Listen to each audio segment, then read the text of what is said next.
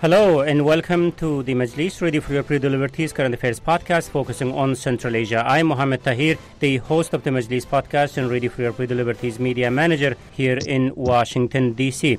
Kyrgyzstan postpones its parliamentary and presidential elections. Sadyr Japarov, the interim prime minister, who is also an acting president, says, first, there needs to be constitutional reform. And the reform includes changes which will allow him to run for the highest office in the upcoming elections. Equally intriguing was his move earlier this week about the detention and subsequent release of known former corrupt officials. And within a few days of his term, Japarov also managed to squeeze a major policy decisions about an economic amnesty.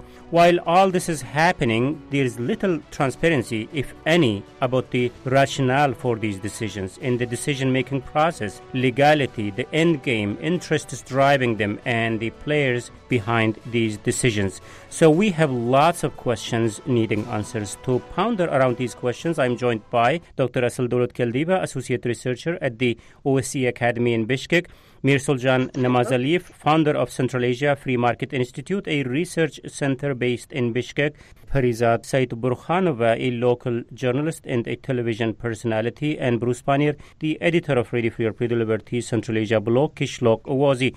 Thank you, colleagues, for joining us on this important conversation. I know we have a lot to talk about, but first, let's start with the economic amnesty. Asal, what's the rationale for this? I mean, it's a $1 million question because nobody really understands the logic and, as you rightly mentioned, the transparency of these processes. I think probably the acting president and Prime Minister Japarov wants this way to fill up the huge gaps in the budget, and this way to somehow create some more money in the budget, because we know that we're finishing this year with more than perhaps 30 billion som missing in the budget, and this is probably his way to fill the gaps in the budget.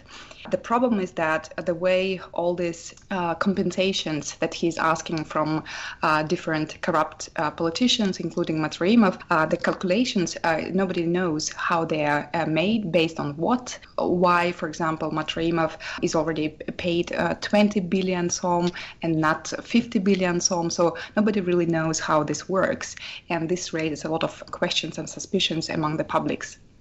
Mirsuljan, what's your take on it? I had a follow-up question about Matreimov's situation there, but Asal kind of clarified that. Okay, while we are talking about Matreimov being detained and then subsequently released, you have another kind of organized crime boss, Kamchi Kolbayev, being taken into custody. When we are looking into Kyrgyzstan from like 10,000 feet above, it just looks so confusing the way this is happening. Indeed, it's very confusing what is happening in Kyrgyzstan. On the one hand, the arrest of Matreimov, which is known as a corruption boss in customs. And later, the next day, the arrest of Kamchi Kolbayev. And still, there is a big mistrust. Not many people in Bishkek especially trust that they will stay there in prison, that the new government headed by Sadyr Japarov, whether he has or doesn't have any connections with those two, because there has been some accusations that they have had that connection, especially after October 6th, when the events happened in Bishkek and the government was. So you are talking about connection between. Later. So, Mirsuljan, you are referring to connection between Matreimov and Japarov, or someone else? Both. There are different opinions in Kyrgyzstan. Of course, there is a massive amount of supporters of Mr. Japarov across the country. At the same time, there is a big belief that actually Mr. Japarov might be connected with Matreimov, or even might be connected with Kolbayev. Then why he's detaining them? Then why he's detaining them? So there was a public demand for them to be detained, for them to be arrested, as Mr. Japarov was accused of being connected with them. So even right now, after a day passed since the arrest of Kolbayev, or 2 days since this theatrical arrest of Mr. Matreimov, who was immediately released, and he promised to pay off some amount of money, which is around $25 million. After the accusations of Azatik and other investigative journalism about laundering or about taking above $700 million from the country. I think these are just the responses to public demand that those two need to be neutralized, and also maybe some kind of an international demand that if we want legitimacy of the new government, then we need to see that they don't have any ties with each other. So right now, even I do not understand what is going on with them, whether everything was agreed upon their arrest, or maybe they are just playing some kind of individual games after being together. So really, I cannot say that this is the exact thing what is happening with them. And I also wanted to respond quickly with regard to the economic amnesty that Mr. Japarov raised. It has already been 2 days. He gave 30 days to corrupt people, to former government officials, and those people who were raiding businesses and using violence the businesses. And then he mentioned about some businessmen who may have problems with tax payments, that he gives them 30 days to register and to be part of this economic amnesty. But actually, there needs to be a law. A real law that would pass through the parliament, approved by the president, and then there would be some trust by others. And the second thing is we don't still have it. And how this amnesty is going to happen if there is no law, no legal framework for it. And I'm really not sure if he can collect any money with this. Either he and his government would aggressively catch some people and then say them, okay, just take part in this initiative and then you can be released. Or this initiative was built in order to legalize what Matraimov has earned through different corruption systems and schemes. That raises another question, Mirsuljan. Is this even legal, what he's doing? And of course, there is a huge question about the transparency, the way these things are happening, but is it even legal? I don't think so, because, for example, the constitution of the Kyrgyz Republic states that any such amnesties should pass through the parliament. So the parliament should discuss. And there are also other constitutional laws and other laws that say that every citizen is equal under the law. And if there is a special law that makes some other people more equal, then this should, of course, be discussed, and there should be some decision, especially a legal decision. And on the other hand, from the international perspective, from the international best practices, we know that those who were raiding businesses, those who were corruption officials, the amnesty of capital is not for them. And the capital amnesty does not release them from their responsibility before the law. So I am not a lawyer, but in my understanding, there is no logic and there is no connection with the law. So what we can only expect is that what Mr. Japarov has said, he needs to bring it as a paper, as a draft law to the parliament, and then we will discuss whether this is lawful or not. Firizat, let me also bring you in here. I understand the rationale, very simple rationale. The financial situation might be complicated in the country, perhaps catastrophic, let me put it in this way. But it has been only a few days since Japarov is in power. When did the decisions like this, like the economic amnesty or the detaining a couple of people and releasing them later, when such decision was made and who was part of this process? I think that all these decisions made by not only Japarov, but his friends, country chief, who is always with him, and also he has a huge amount of politicians who is working with Mr. Japarov now, all members of Mekenchil party, which was led by country chief and Japarov in last elections, and also I think maybe he has other people who is making, because it's really interesting because all of the politicians, all the main politicians in Kyrgyzstan not included in these cases, because now Tikhabayev is back to parliament, but he's not seems happy about it. He's not seems happy about decisions I made, also about the postponing elections, also constitutional referendum, and so on, so on.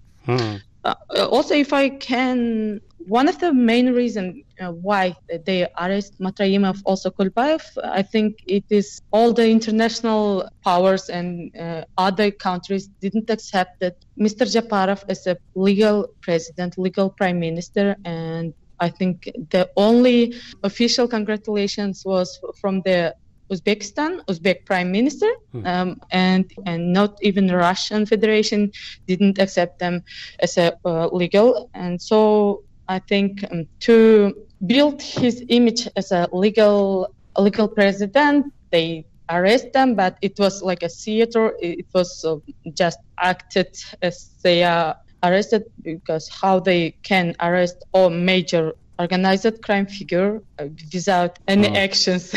Yeah, you are rightfully raising questions about the legitimacy of Japarov and the way international powers are kind of hesitant to congratulate him with he assuming power in Kyrgyzstan. Bruce, what have been the reactions so far, the type of things he has been doing in terms of economic amnesty and the detentions and the subsequent release of those people? What has been the local reactions so far to them, and how you read those reactions, if there is any? There's a lot of things about the new leadership that I'm sure most people in Kyrgyzstan don't trust. As was mentioned, this the capture of the gangsters, for instance, was kind of interesting because, of course, these are names that most people would know who Koya Kyrgyz is and the Matraimov family and everything. And just look at the United States statement, or one example. On the 13th of October, they released a statement that says they're concerned about the penetration of organized crime into politics in Kyrgyzstan, and but then when they detained Kolbayev, right? He's also on the U.S. list of people. There's warrant out for him in the U.S. and seizing any assets on him. So then they release another statement, welcoming the fact that this gangster who they've known about and put on their own list in 2012, I think, is now in custody. Again, it looked real staged. I mean, it was some of the most polite detentions, certainly in the case of Raim Bek, so they score some points for looking like they're going after organized crime. As Mirsal John was saying, they needed some kind of victory. Not many people looked at this government as being legitimate, and Perzat said that too. Most people looked at them and didn't think that this was going to last, or that they got there by legitimate means. It was rightly pointed out that only the Uzbek prime ministers congratulated this guy. No one else said anything about it at all. So they needed to do something to show that they weren't just a pack of gangsters, which is pretty much what everyone thinks they are. So in any case, so we got Matraimov. And again, as was rightly mentioned, the reports that Klub and the OCCRP and Azatik did showed that this guy had taken out $700 million from the country. So now they want him to pay $25 million. Yeah, okay, sure. Why not? You wonder if similar deals won't be cut with Kolbayev or something like that. I mean, on the surface, it looks like they're getting him. And $25 million is not a little amount of money, certainly, but it's not much compared to what he's alleged to have. So that buys him time to he doesn't look like such an outlaw anymore, or at least he's willing to pay that back. I mean, I saw one of those reports had some of his tax returns in there. He shouldn't even have $25 million. It's kind of strange that he would even cough that money up. That said, last point, the other countries have run these amnesties too in the past, right? Kazakhstan and Uzbekistan have done it before. And there was always the suspicion when that money was put back that it was just taken out, or there was some deal at the start that said, look, you got to bring some money back. Put it in there, leave it there. Either we'll give it back to you, or we'll make sure that your business does really well in the future so that you earn all that money back that you brought in. Everyone's happy. It made the government look good, all that kind of stuff. Asil, of course, please feel free to add anything you would like to add into what we were talking about, and also about the reaction. We know the way Japarov got into power. I mean, there was a huge frustration by the people about the irregularities and corruption in the electoral system. Now that we are going to talk about the constitutional change, but now that the way he is running the office, which raises lots of questions. So how those people who were leading those protesters are reacting to the way he's using his power? Just maybe a couple of things about the earlier questions, right? So for me, the arrests of Matraimov and of Kolbaev, not only they looked more as a populist move of a rather weak government who needs to gain and build trust within domestic, but also the international areas. But for me, it looked more like even much worse than that. It looked like really a fake action. If there were real arrests, they wouldn't look like this. So something tells me that actually these were prepared in advance. And I'm pretty sure that Kolbaev and Matraimov will get away from this without not much cost. So Japarov's government is trying to now gain popularity, even more popularity, and this was the cheapest way to do that. But also what really the question behind is the speed of their successes. You know, they've been in place for 10 days or even less so.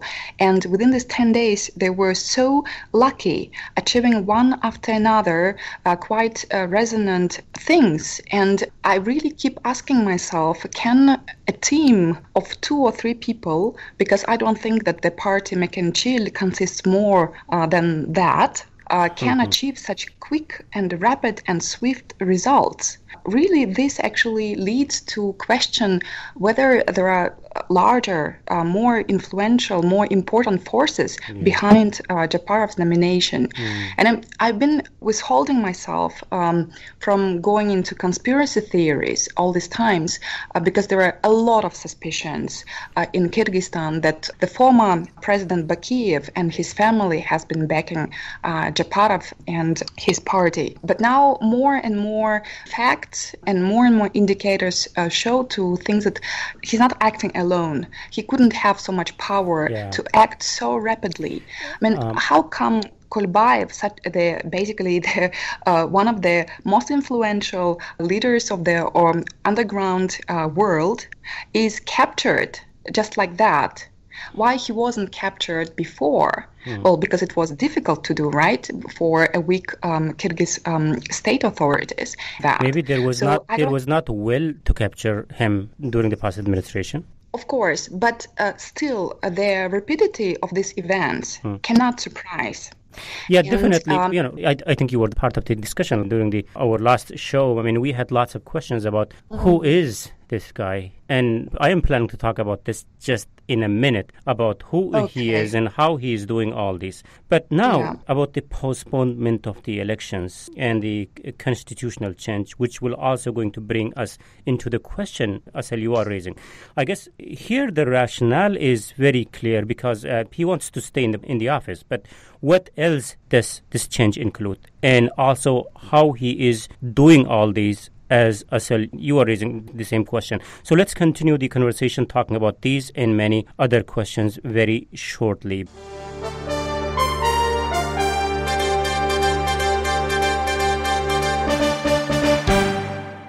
First, let me recap the debate that today on the Majlis podcast, I'm joined by Dr. Asel Dowlatkeldiba, Associate Researcher at the OSCE Academy in Bishkek, Mir Suljan Namazaliyev, founder of Central Asia Free Market Institute, a research center based in Bishkek, Parizad Saidburkhanova, a local journalist and television personality, also joining us from Bishkek, and Bruce Pannier, the editor of Radio Free Radio Liberties Central Asia blog, Kishlok Awazi. Bruce is joining us from Prague. I'm Mohammed Tahir, Radio Free Radio Liberties media manager and host of the Majlis podcast here in Washington, D.C., and we are discussing the head-spinning developments in Kyrgyzstan and the rationale behind them. Okay, so the constitutional change. Let me start with you, Mir Suljan. So what this change is about? I mean, what we read from international media, there could be lots of other rationales, but one rationale is that he wants to run for the office in the upcoming elections. Is there anything else? For Japarov, it was everything is very quick. They quickly gathered the coalition that we could guess, but we also know what kind of a coalition he had in the first days and what kind of a coalition support he had even on October 9 when there was another rally, another demonstration against the criminals and pushing the members of parliament to vote for Mr. Japarov. So that coalition included some allies from Soronbay Jeenbekov's power. That coalition included people from Matraimov's this environment, and including probably himself. And we also believe that that coalition included the criminal sphere, which is headed by Kamchi Kulbayev. So that big coalition for that moment was the reason of his success and for his fast movement and fast changes. But since then, many things changed. But Mirsuljan, why? Mirsuljan, you are saying like there were a huge list of coalition. Why he? I mean, there couldn't be another person instead of Japarov. I mean, why he?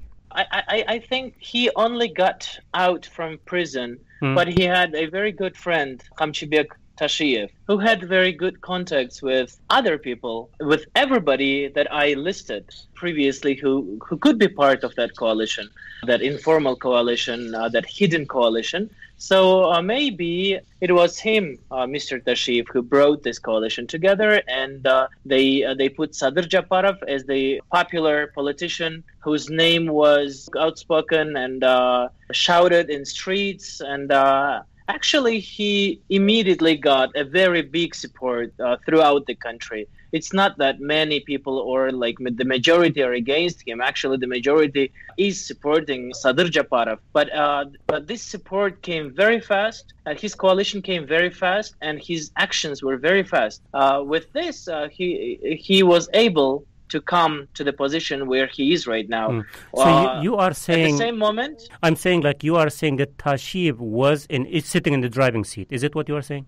Yes. I believe that Tashiyev was a person who was connected already with everybody, including the previous government, the customs corruption team, and the criminal spheres. So that is my guess why he was able to collect them quickly and to move quickly. And why I started from there, because they saw Sadyr Japarov's and Tashiyev's team, they saw that when they move fast and when they are not afraid and when they just move fast and change everything fast, it's their success story. So the same way they forced Sooronbay Jeenbekov to resign, and the same way they are continuing to force the members of parliament to vote for the draft laws that they want to be approved, and that's why he's also fast to sign those laws. Yesterday, they pushed this law that postponed the parliamentary elections and wrote to all of us that the constitutional reform is upcoming, probably before January 10, and then there will be a referendum and the presidential elections all in one day. So I will. So they're trying to use the time. Let me push the constitutional related question to a backseat for now. Asal, you have lots of questions about who Japarov is. So, did Mirsuljan resolve any of the puzzles that you have? Of course. I mean, I think actually Japarov's phenomenon is so interesting because he's a result of coincidence of many, many factors. On the one hand, indeed, his image of a martyr, of a greatest martyr probably, for the past 5 years. Second, I think, is the opportunist nature of oligarchs such as Matraimov, because Matraimov very quickly dumped his main ally, former President Jeenbekov, and switched to the side of Japarov, feeling that that's where the popular support is currently. So that decisive shift to Japarov was indeed very decisive because that's where the money is, right?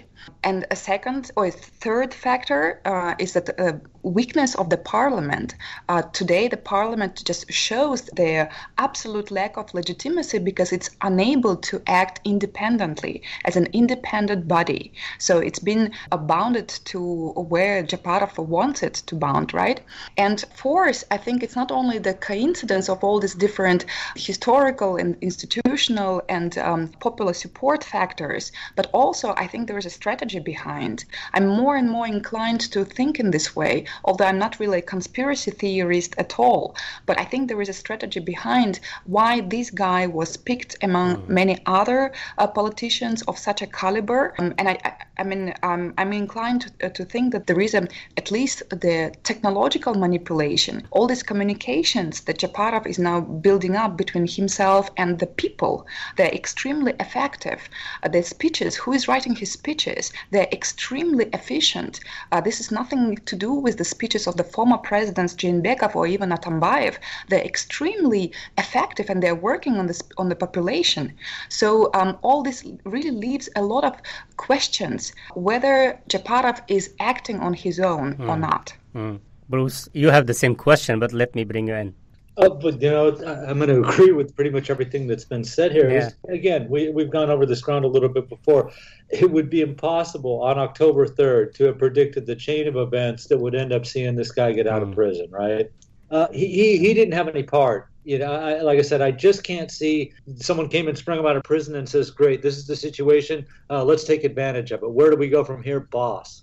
And it's just impossible. So, there was the social media campaign that supported him and really brought him all this popularity. So rightly pointed out, his speeches seemed to be a lot better. But there was, there's already been a report on Open Democracy about the fact that on social media in Kyrgyz language, they really played him up as like a patriot and a popular leader. But someone must be doing that, Bruce, right? I mean, someone was there, like there was some organization, some structure who were planning all these things. I mean, right. Well, there was someone who knew how to tap into all these different possibilities for getting the message out and building this guy up to be popular really, really quick. And they were real savvy. Again, Japarov was either in prison or has been out of the country for like 7 years. It might have been one of the reasons he had some appeal too, is because he wasn't tainted by any of what's happened in politics in Kyrgyzstan, since 2012, really. All right. So in some ways, he's clean recently in the eyes of the people, but he couldn't pull off all the stuff that's happening by himself after sitting there in prison. I see it every now and then someone gives him credit and says, well, he had nothing to do in prison but plan, this kind of stuff. But again, it comes back to how would you know that the bad elections would result in him being freed? What if everyone had just accepted the results or there'd been minor protests or something, and nothing would have happened? So he's clearly a front man for somebody. And the somebody is really, really clever and real savvy about how to get these things done fast. And not only that, but they perceive the situation. We've heard a couple times, things are moving very quickly. Bruce, Mirsuljan was saying that somebody that you are referring to might be Tahir. Is it something that you buy? Oh, yeah. I mean, he, for the very reasons John gave, he actually ties in with everybody. He knows all the people that can do this stuff, the people in the organized crime world, the nationalists, and on and on and on. And he's been a well-known figure for a long time, of course, in Kyrgyz politics, more better known than Japarov, certainly. I've been watching Kyrgyzstan since it was independent, and I know who Sadyr Japarov is, but, it just shows how much the media campaign is that people are saying, no, I like him. They describe him as a long popular leader. That's not really how I remember him. People knew who he was. And there were protests when he was in court in 2017 and stuff involving a few hundred people, but he wasn't a major political figure. Yeah. He was like somewhere in the middle or something, a mid-range political figure. His highest political role was like being a member of parliament. I guess there is nothing more than that, is it? Yeah, that was it.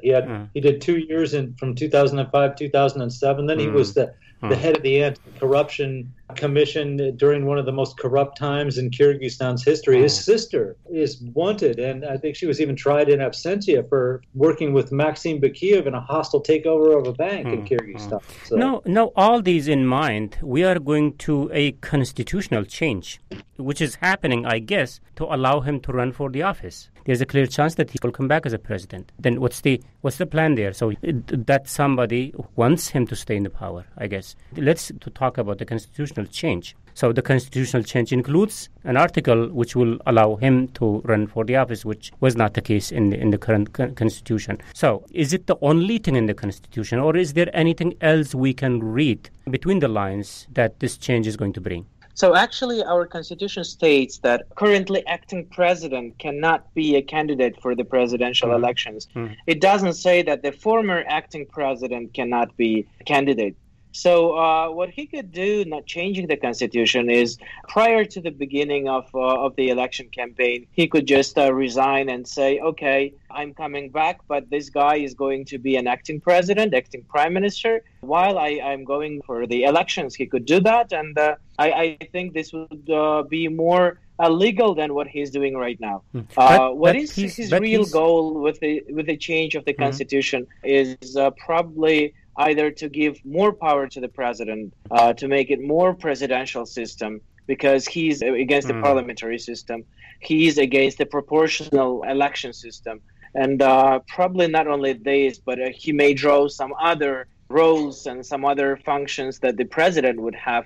So probably he wants to get more power, and maybe they will also try to remove limits for the presidency. We don't really know yet. We haven't seen the draft of his constitutional proposal. And also, it seems that the discussions of the Constitution and the adoption of the Constitution through the Parliament is going to happen before the new year. And maybe there will be a referendum to approve it together with the elections of the president. So still, he will be running for the president. And at the same time, the people will be voting for a new Constitution. So with this, I have only one thought, that we are moving towards some kind of, again, authoritarian regime. And later, maybe in some years, we'll have more troubles with it than we'd have a democracy. Interesting. Besides allowing him to run for the office as part of this constitutional change, the other sections also include what, like the election barrier? How you call that? The barrier in which threshold? Yeah, threshold to the parliament. I guess that's also part of the constitutional change. And also, this was the analysis by Mir Sultan, saying that this also might be because he wants to have more authority to the president. So, based on all these, what is your analysis about the direction he's trying to take Kyrgyzstan? I mean, it's clear to me that he wants to come back to the office, and he is sort of sure that he will be back in the office because he wants to have an empowered position in the presidential office. Yeah, he's he wants a presidential form of government that suits him better. I mean, I thought it was kind of insulting that he said that Kyrgyzstan was still 30 years away from being ready for a parliamentary form of government. I mean, they were already starting out on that direction. But the only thing that's puzzled me is when he delayed the election. Again, like we've heard, everything was moving so quick, and this seemed like really his path. If he just kept things going so fast that people didn't have time to stop and think about what was happening for very long, then he might be able to do it. So I'm puzzled, except I knew that he needed the constitutional changes before he could have more power in the presidency and then be elected president and everything. As Mir Sultan was saying, Bruce, I mean, he could run for the office without even making these changes in the constitution. Why he didn't do that? But if you change, he wants to change it so that right now, after amendments not so long ago, it's put Kyrgyzstan on track to become a parliamentary form of government. Right. But he wants to take that to go the opposite direction and put more power in the presidency and less in the parliament. You were talking about the threshold. The only problem I have, I understand the theory between the 3% threshold. You're going to get a lot more opposition parties in there, but the problem I've always had with this, because the other countries have, Kazakhstan way, way long time ago, and even Kyrgyzstan under Akayev, when they didn't have that threshold and they were getting parties. When you get a lot of parties in there together, it's hard to agree on anything. Right. If you have 14, 15 parties or something in parliament, it's really hard to agree. So if you're the majority party and for some reason you have 50 seats, whereas everybody else has 3, 4, maybe 7 or something, then, you're able to push through what you want a lot easier because it's so fractured within Parliament. So, I said I'm mixed about that. I mean, 7% might have been too high, but I'm thinking 3%. I said at 3%, almost every party would probably, a lot, at least half the parties that were just in elections would have got in. And you have to wonder what the level of cooperation will be, which suits a pro-presidential system very well, the executive branch, because if you have a parliament that has a hard time agreeing on anything, it makes it easier for you to rule yourself. Because you're the only one person that actually can make, you make a decision, and there's just so much argument that your decision stands. No one approves it, no one rejects it, and you just go forward with it. Instead, well, at the same time, having at least like a facade that there's a parliament that's debating this whole thing and trying to legitimize your decision. Right. Yeah. We also need to be concluding the discussion very soon. But just a final couple of points. Asir, let me bring you in here. I mean, in terms of the rationale, the reasoning why he's doing and what he's doing, what is your analysis about what he's trying to achieve here? I think there is still a lot of uncertainty about where he's leading. and what's his view of the political system in Kyrgyzstan, political development in the future. To be honest, although one thing is clear, that he wants to stay in power one way or another, and preferably in a fully presidential system, because this way he can accumulate powers and unilaterally govern the country. Yet we also see that on the same day there are opposite initiatives being launched. So while on the same day deputies like Sulaimanov, they were trying really to lobby hard this law which would lower the threshold from 7 to 3%, on the same day the deputies voted to actually postpone the elections and maybe then to do the referendum. In case there will be a referendum, the new law now on lowering the threshold and also decreasing the deposit will be completely invalid, because the referendum would probably put on the agenda the vote either for the presidential system or the parliamentary system, but not even party parliamentary system, but more like a single mandate system. Under single mandate system, there is the question of the threshold is already not so relevant. So from what I'm saying is that the picture is very blurred. It's very unclear where Japarov is heading, and I have impression from what I gather from mass media, from different communications with opposition parties, is that he himself doesn't really know where he wants to go, because there is such a burden of issues that he has to currently take care of, from the pandemic to the economic situation to the budgetary collapse and many, many other things, that probably he doesn't really see the picture clearly. And that's why all these initiatives come in a very opposite and sometimes contradictory way. But then we see some strong decisions like this pressuring on the parliament to postpone the elections. And this is where I really think that there is somebody pulling the strings behind. He might himself not have a clear idea, but an organization or a group or a person behind him might have a clear idea. Okay. So that's where it really worries me. Let me make this a final question and ask you this. Where our eyes should be to understand who is pulling the strings going forward, like where your eyes will be? Well, that would, I mean, it's a difficult question, because there are a lot of conspiracy theories in Kyrgyzstan currently, and some of them are worthy to consider, some really rubbish, and we have to be really careful not to speculate on that. But I think that the links, the connections go a little bit beyond Matraimov and Golbayev. Okay. That's all I can say for the moment. Okay. Let me get the same kind of a future-looking prognosis from all of you. So where your eyes will be to understand where Kyrgyzstan is headed going forward under Japarov, what you will be watching. Mirsuljan, let me start with you. I actually agree with Asel. The very near future is very unpredictable. Japarov took power very quickly. And this power can be overtaken quickly too, because nobody can see what is expecting us. Currently, we have this second wave of the pandemic.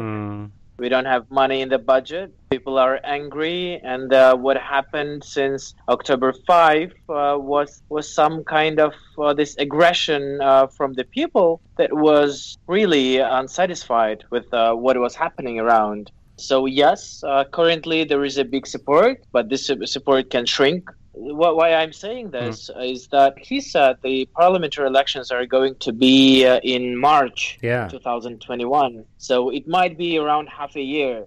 I don't know what they think. I don't know what they plan. But within half a year, everything can change. And maybe, in my understanding, if he would go to parliamentary elections today, he would get the majority of the votes. He would even get 65 seats among 120 MPs in the parliament. He would also become the president. And then, after some time, he could change the constitution. But they decided to flip it and to make it a little different. So for March, when people might still be angry, might get even more angry and not satisfied with what Japarov gave them within half a year, the situation can change. Okay. So from this perspective, still, we don't know what will happen. So we will be watching all together. Yeah. And about the strings, of course, I cannot also name one name. But I think there is a timeline when Japarov's and Tashiyev's team cooperated with very different forces. With some of them, they do not cooperate anymore. They will start cooperating with some others very soon. So everything will change. Okay. But the fact is that they are the most powerful political force in the country. And right now, they control the office of the president, the office of the government. They control the parliament and the judiciary. And so security too. One person that has all the power, and there is no checks and balances. Right, okay.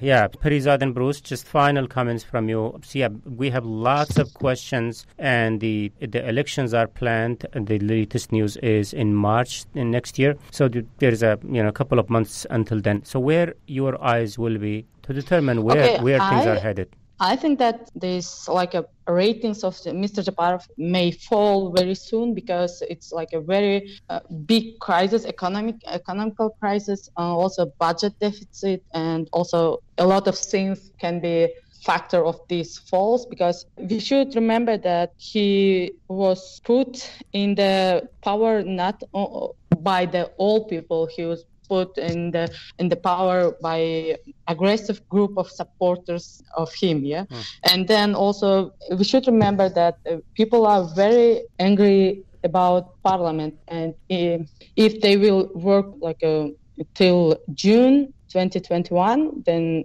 this unsatisfaction will just rise and rise. Also, I think we should also remember that this often, if that proven by the investigation journalist, his relations with the Matraimovs and Kolbayev will be proved by other groups, then his ratings will fall, and maybe he will just lead to the other demonstrations and protests. Interesting. Bruce, where your eyes will be? Yeah, I mean, I want to agree with Perazat on a lot of that. I mean, I've always thought that this all happened so quickly that a lot of people are just stunned at what's happening. It's taking them a while to process everything that's going on. I can't believe that this guy can last that long, even with all the help that he's getting. Because, let's face it, the two things that are going to be most important in the coming months is the healthcare situation and the economy, and he can't do anything to change that. So it's not going to get better. In fact, the early signs, at least now, are it's worse. No one wants to give money to Kyrgyzstan. He'll get some money back from this economic amnesty that he's doing. But long term, no one wants to talk to him about giving money to him at all. So there's nothing that can correct the economic situation. And like I said, the pandemic, unfortunately, shows that it just comes and goes in waves. It seems like he got it under control, and then it comes back worse. And right now, Kyrgyzstan is going through a worse period. This is one of their spikes.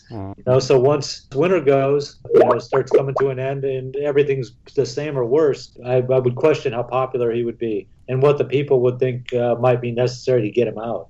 Right. Okay. Terrific. With this, unfortunately, we have to conclude the conversation right here. Thank you very much, Bruce Pannier, the editor of Radio Free Europe Liberty Central Asia blog, Kishlop Awazi. And also, big thanks goes to Dr. Asal Dolat Kaldiba, Associate Researcher at the OC Academy in Bishkek, Mir Suljan Namazali, founder of Central Asia Free Market Institute, a research center based in Bishkek, Parizad Said Burkhanova, a local journalist and television personality. Thank you very much, colleagues, for joining us today. And this is from me, Mohammed Tahir, Radio Free Europe Liberties Media Manager and host of the Majlis podcast here in Washington, D.C. Until next week, bye-bye.